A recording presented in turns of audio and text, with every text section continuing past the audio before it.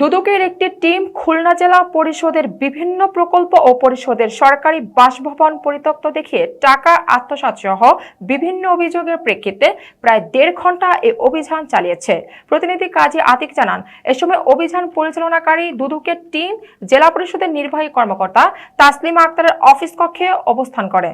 প্রায় ১.৫ ঘন্টা সেখানে বিভিন্ন বিষয়ে তদন্ত তথ্য সংগ্রহের পর দুদক কর্মকর্তারা জেলা পরিষদ ত্যাগ করেন।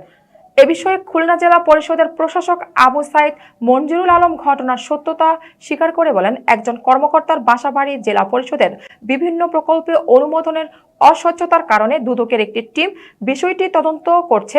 দুদক টিম জানায়, তারা জেলা পরিষদের কয়েকটি বিষয় নিয়ে তদন্ত করছেন। আগামীকালও তারা এ বিষয়ে তথ্য সংগ্রহ করবেন। প্রকল্প এবং কিছু অভিযোগ ছিল, সেই সংক্রান্ত অভিযোগের প্রেক্ষিতে আমরা রেকর্ডপত্র অলরেডি কিছু সংগ্রহ করেছি। আগামীকাল আরও কিছু রেকর্ডপত্র পাবো এবং আমরা এখন একটু ডিভিশনাল কমিশনার কার্যালয়ে যাব, ওখানে একটু কিছু রেকর্ডপত্র আমাদের নিতে হবে।